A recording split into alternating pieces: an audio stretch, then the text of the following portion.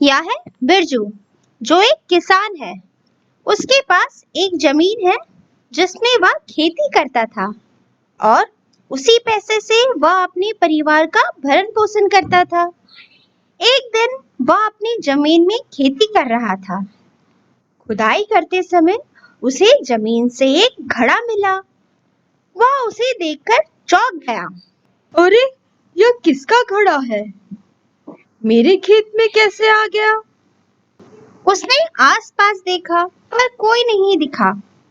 तब उसने वह घड़ा उठाया और खेत के बाहर एक पेड़ के नीचे रख दिया, जहां वह बैठकर खाना खाया करता था। अरे, यह घड़ा मैंने यहाँ रख दिया, तो मैं अपना खाना कहाँ रखूं?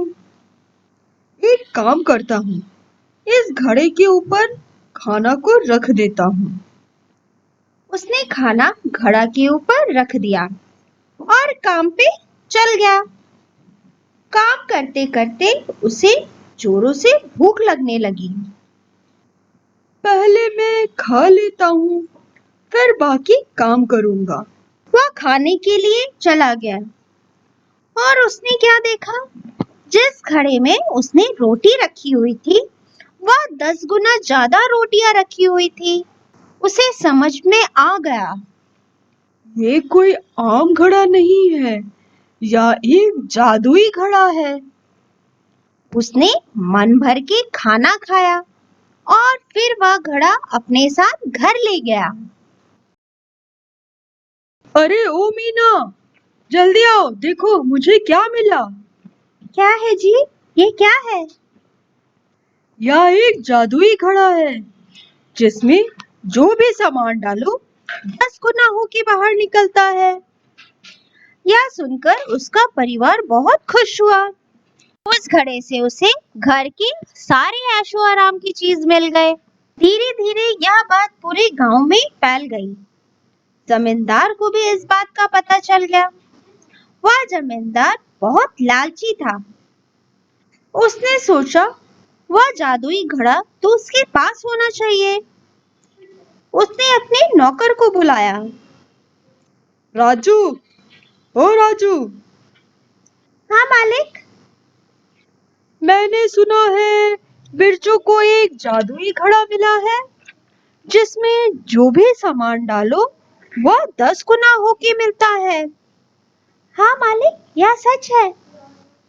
तो उसे यह नहीं पता कि मैं यहाँ का जमींदार हूँ? उस घड़े में तो मेरा हक है। जाओ, उसे और उस घड़े को यहाँ लेके आओ। वह उसे पकड़ के ले आता है। बिरजू, तुम्हें यह नहीं पता कि यह जादुई बर्तन तुम्हें जिस जमीन से मिली है वह मेरे इलाके में आती है।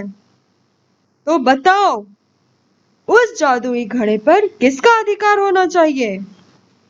सरकार, यह जमीन तो आपके इलाके में आती है, पर वह जमीन मेरी है। मैं उसमें खेती करता हूँ, इसीलिए वह जादुई घड़ा मेरा हुआ।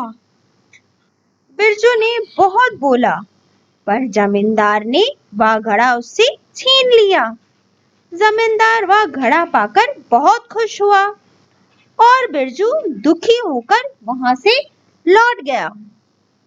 इस बात की खबर मंत्री को हुई, तो उसने पता करवाया कि यह बात कितनी सच है। बात की पुष्टि होने के बाद उसने जमींदार को बुलवाया। हमने सुना है तुम्हारे पास एक जादुई घड़ा है, उसे हमारे हवाले करो। जमींदार ने बहुत गिड़गिड़ाया, पर मंत्री ने एक ना सुनी और वह जादुई घड़ा उससे ले लिया। वह घड़ा पाकर बहुत खुश हुआ। सारी प्रजा उससे दुखी रहती थी, क्योंकि वह एक नंबर का आलसी था। किसी ने इस बात की खबर राजा को पहुंचा दी।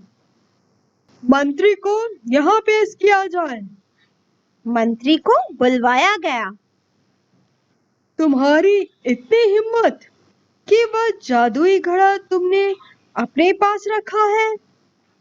तुम्हें नहीं पता कि सारा राज्य मेरा है और वह जादुई घड़ा भी मेरा होना चाहिए? महाराज, मैं अभी वह जादुई घड़ा ले आता हूँ।